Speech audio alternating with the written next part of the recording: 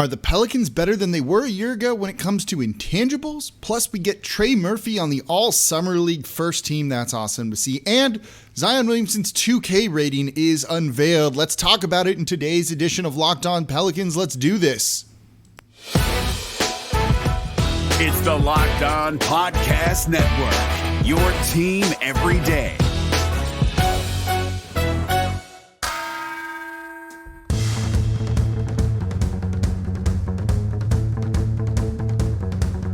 You are Locked On Pelicans, your daily New Orleans Pelicans podcast. Part of the Locked On Podcast Network, your team every day. Welcome to another edition of Locked On Pelicans, the daily podcast covering your favorite team, the New Orleans Pelicans and NBA, part of the Locked On Podcast Network, your team every day, available wherever you get your podcasts. I'm your host, Pelicans Insider, credential member of the media, Jake Madison, at NOLA Jake on Twitter. Here with y'all on this Thursday fun show today. We're going to continue the series we've been doing this week. Are the Pelicans better than they were a year ago? The prevailing theme on offense and defense is yes, maybe by a little bit, maybe not by a ton, more on offense and maybe on defense. But now we get into the other side of things, like the intangible things. Are they going to be more competitive? Are they going to be more organized? Are they going to care more? All of that stuff we'll get into in the first segment of today's show. Plus, Trey Murphy on the All-Summer League first team. Love seeing that. Puts him in pretty good company, too. And then Zion Williamson. We get his rating in NBA 2K. Too high? Too low? Most likely. Let's dive into it all in today's edition of Locked On Pelicans. Don't forget, subscribe to the show wherever you get your podcasts and on YouTube. Tell your friends about the show, the only show that's here 5 days a week for you all, breaking down everything you want to know about this team. And look, no one else is doing it as much as we are, being able to react in kind of real time to the biggest news, covering the biggest stories, keep you up to date and informed on everything going on. All right, so are the Pelicans better when it comes to all of the intangibles than they were a year ago? And this really might be what makes or breaks this team. You know, if the offense is similar to what it was last year, if the defense is a little bit improved, let's say, they're going to go probably further than they did. The offense legitimately could make a jump into the top five, and I don't think it takes a stretch to kind of get there. But the intangibles are what's really going to maybe elevate them or bring them down. Don't forget, last year in clutch situations, they were terrible. That's kind of what we're talking about here. There were multiple games where they just came out flat and didn't look like they were going to try. Basically lost the game in the first 2 or 3 minutes. Are we going to run into that problem again? And so when I started to think about this and kind of look at the players they've lost, look at the players they've added, again, the outgoing guys being Eric Bledsoe, Lonzo Ball, and Steven Adams, and coming in Jonas Valanciunas, Trey Murphy, and Devontae Graham. Just based on that alone, I think it's an improvement, right? Lonzo Ball was known to kind of disappear. He got into it at times with both of the coaches that he's played for in New Orleans, and at times just seemed kind of like disinterested in all of that stuff. You know, Steven Adams was injured at times, didn't look fully healthy and tried his best, but kind of a limited player there. And then Eric Bledsoe just didn't care whatsoever about like anything when it came to this team. So just by losing kind of that stuff, I think they've improved a little bit when it comes to those intangibles. But the bigger thing when it comes to it is really going to be the coaching and kind of getting guys to play hard for him. This team and the players did not like Stan Van Gundy. That's why he got fired. They didn't want to play hard for him. They didn't like his attitude. They didn't like, him throwing them under the bus after games. And then you come in with the opposite approach. Willie Green, who's very clearly able to get guys to buy in and try really hard. And you heard what Najee Marshall and Trey Murphy had to say about him after Summer League. Like, they're willing to go to war for that dude, right? To use the cliche, they'd run through a brick wall for him. That's going to go a really long way, I think, when it comes to improving this team out there on the court. That's going to help you defensively just by getting guys to commit more effort. That's a lot of the intangibles that you're really trying to talk about. And think about how important guys playing that way and kind of with that attitude is in the NBA right now. If you look at the past couple of years, you've kind of seen a rise of the need for intangible quality, stuff that's not in the stat sheet. And guys just going out and kind of giving maximum, as Deadpool would say, effort here. And I think that's kind of an important thing. This team didn't really have guys doing that all the time. There were times when they'd kind of mail it in or take a play off. Having guys maybe be more motivated, more committed because of Willie Green is going to help. Think about it like what Jimmy Butler adds to a team like the Miami Heat. So much more than what he fills in with the stat sheet. Think about him in the bubble, right? And the Heat in the finals, and almost like willing them to get that far, even if they weren't as good as some of those other teams, just because he's going to go out and just leave it all out there on the court. And if guys are going to play harder because of that, because of Willie Green, that's a big thing. Look at what happened in Boston, right? This offseason, where Brad Stevens kind of takes a step back as a coach and they bring in someone new, because that team has been one of the more talented rosters in the NBA for a long time, and they've underachieved because he wasn't getting that out of those guys. He wasn't able to kind of push them that extra mile, that extra foot that they needed to go. Talented roster, really good X's and O's guy, but just couldn't get his team, motivate him, push him to do all of that. It seems like Willie Green's going to be able to do that. And so in late game situations when it's like, man, I don't know about this, you've got Willie Green motivating these guys, coaching them and talking them up. And I think that's a big thing. You also have instant buy-in from a guy like Najee Marshall, who should be getting minutes this year, significant minutes. And you saw him talking on the court, yelling, organizing the team, building up the team when they needed it, and just developing that culture and communication out there culture of communication out there on the court. If Willie Green can do that to him, and he can do that with some of these other guys, maybe make Brandon Ingram more of a vocal leader, Zion more of a vocal leader in his third year, I feel really good about all of that. And you saw the basketball IQ is starting to be developed. Those guys seem well coached and well prepared in summer league for what Willie Green wanted them to do. That, 0.5, right? Make a decision 0.5 seconds. They kind of seemed well coached, educated on what they should be doing out there on the court, bringing that to the team and helping with the basketball IQ, and then a slight increase in competitiveness. Sign me up for that, because I think that Pelicans team all of a sudden takes a leap just based on that alone, I think. And if maybe they add another guy at the trade deadline who brings some more of that too, maybe, a Marcus Smart kind of guy, right? He doesn't fill it up in the stat sheet, but he adds so much to the roster and to the team that, I think that can be a really good situation for the Pelicans to be in and improve just based on that alone. So there you go. I think they're improved in all three areas. I think they're improved even if it's slightly offensively, slightly defensively, and significantly more when it comes to the intangible side of things. And Willie Green, big part of that. So is, Najee Marshall, and to a similar extent, Josh Hart as well. All right, so there we go. They're improved all around. We agree this team is better than they were last season. So next up, Trey Murphy on the All-Summer League squad. Who are the people he was there with? The numbers are impressive. Good company to be in. Love it. We'll talk about that coming up here next in today's episode of Locked On Pelicans. Before we do that, though, today's episode of Locked On Pelicans, you've heard me say it all week, it's brought to you by SweatBlock Antiperspirant Wipes. And these things are awesome. I walk my dog in the middle of the day, or when I come home from work, it is unbelievably hot outside. I've been using these things. I don't need to worry about sweating when it comes to that. And I just feel cleaner because of it. When I'm on Zoom meetings or I'm talking to you all here and recording and I'm moving, you see my arms going all over the place. I sweat a lot of the time. It's not fun. I try and put on like a somewhat professional appearance here for you all, and I don't want you looking at my armpits or thinking about it. I also like being able to wear white shirts in the summer because it's hot, and that's a great thing. And with these antiperspirant wipes, I don't need to worry about sweating through all of my clothes. Next wedding I'm going to, these are going to be the secret weapon when it comes to all of that. And look, again, God forbid you're on a first date or something like that, and you're sweating through your shirt. That's miserable. So if you want something that's going to work better than most clinical antiperspirants, it's the SweatBlock Antiperspirant Wipes. They're doctor created, doctor recommended, and they work for up to 7 days per use. One wipe, you're good.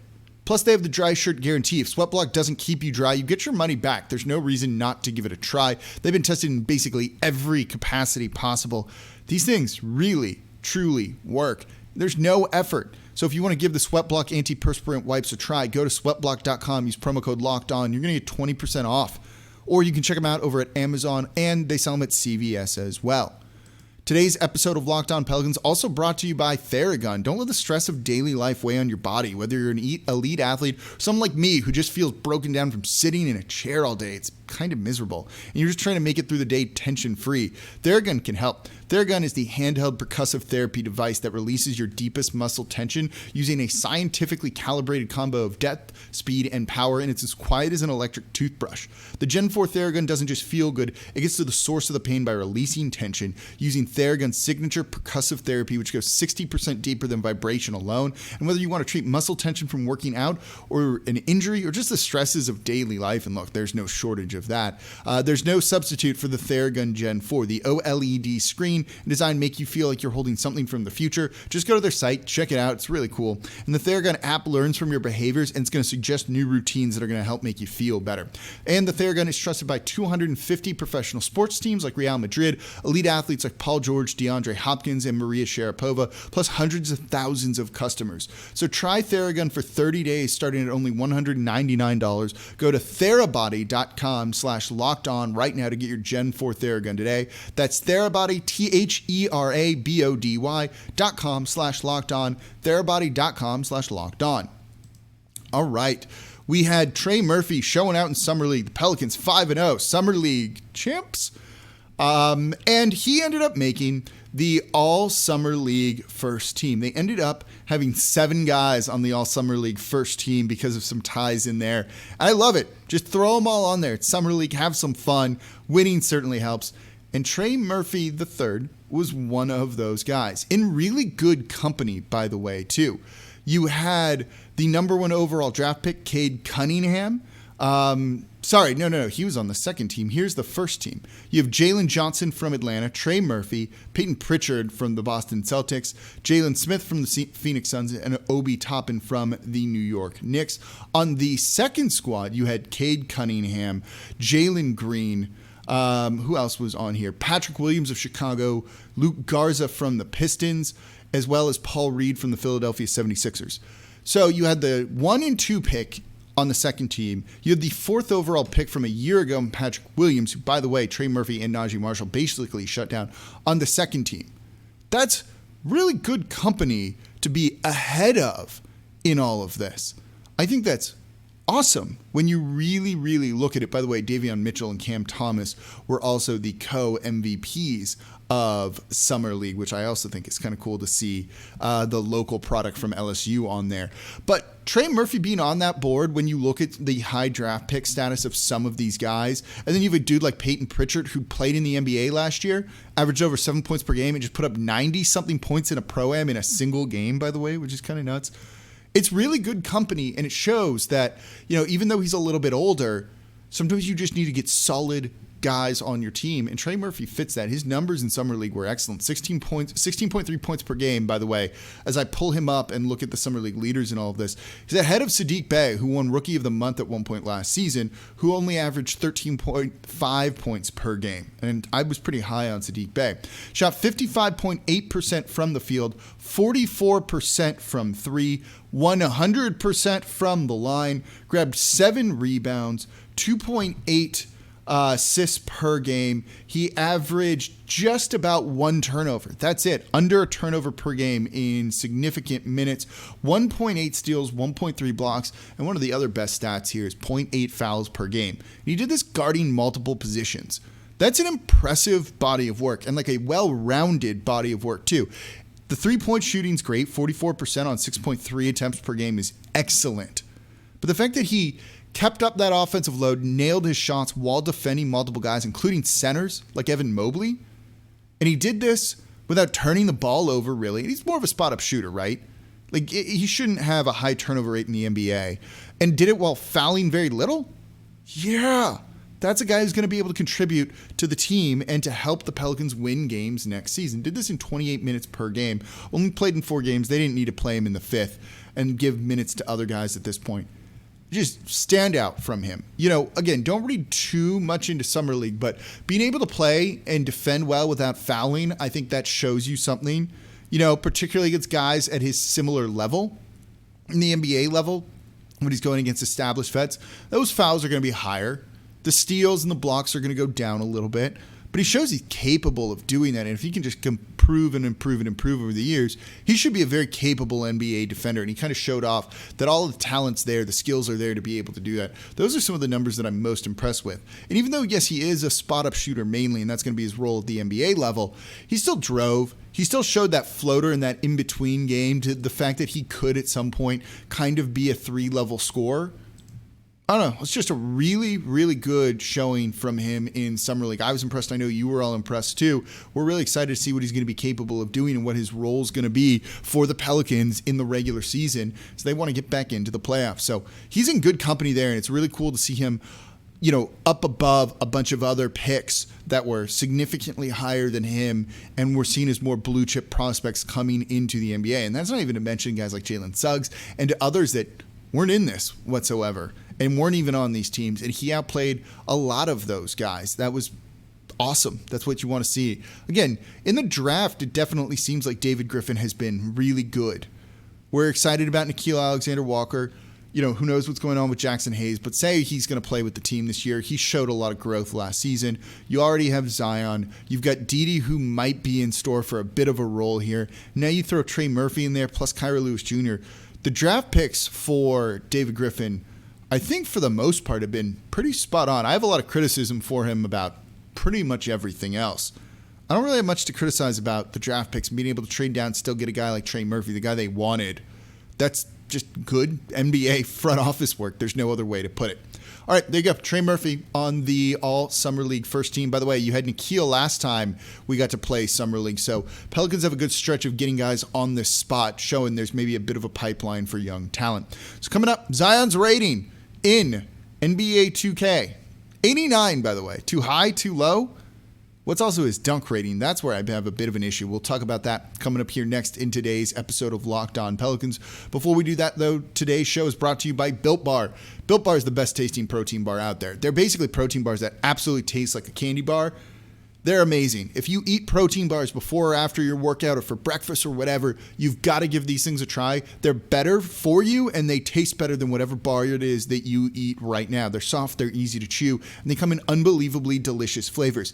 I had one before that was really dense. It was terrible. It kind of had like a metallic taste to it on like a strawberry bar. It was awful. I never bought that one again. And once I started trying these, is the only thing I've gone with. I eat one of these almost every single day. I love them. My favorite flavors are the mint brownie, the salted caramel, and I just got the limited time flavor of Rocky Road. Plus, they run flash sales on the website all the time, so you've really got to check it out.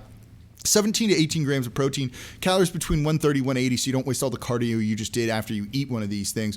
Only 4 to 5 grams sugar, only 4 to 5 grams net carbs. Amazing flavors, all tasty, all healthy, plus those limited edition, limited time flavors too. So go to built.com, use promo code LOCKED15. You're going to get 15% off your next order. Again, that is promo code LOCKED15 for 15% off over at built.com. Today's episode of Locked On Pelicans also brought to you by BetOnline.ag. BetOnline, the fastest and the easiest way to bet on all of your sports action. You want to get in on that Rookie of the Year race?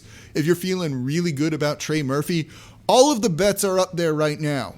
You can get in on this action and bet on your guys. Use that sports knowledge that you have to go make some more money. There's no better place to do it than over at betonline.ag, and you don't want to sit on the sidelines anymore. So head to the website using your mobile device, sign up, and receive a 50% welcome bonus on your first deposit when you use promo code LOCKEDON. Go bet on Trey Murphy. Go bet on, well, the Summer League games are over now, but you can do it on baseball still. And the NBA season and preseason is going to be here before you know it. Again, promo code Locked On for a 50% welcome bonus on your first deposit over at betonline.ag. BetOnline, your online sportsbook experts. All right, wrapping up today's show. I'm not a huge 2K guy, to be honest. It's just got like too many ads and stuff in there, and it's annoying. I'm a big video game guy, but that kind of bothers me. I wish we had some maybe NBA Live that could be a real competitor to it. We'll see if something like that steps up. But 2K is kind of where it's at when it comes to all of this, and people get really excited about the ratings release. And we got Zion Williamson yesterday. Clocks in at an 89. Too high? Too low? Just right? I think it's a little low for him, to be honest. I don't even mean this in like a homerish way. He was just so freakishly good doing historic things last year at 20 years old. That feels like it should be at least above a 90 for me, just on principle alone. No one had done the things that he did unless you were an NBA Hall of Famer. So if you see him in that kind of comparison, and look, the numbers were there, and we saw it, right? We know how good this guy is scoring at the rim. It should be reflected in there. 89 is not an NBA Hall of Fame number in 2K. It should be higher than this.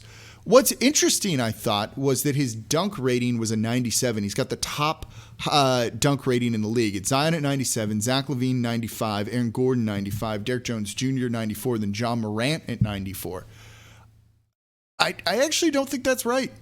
I do not think that's right for NBA 2K22. I think Zion should be a little bit lower. Yes, he can throw down dunks. We've seen it. But what was so impressive about him last year with his finishing around the rim, right? It was guard-like. It was Kyrie Irving-like.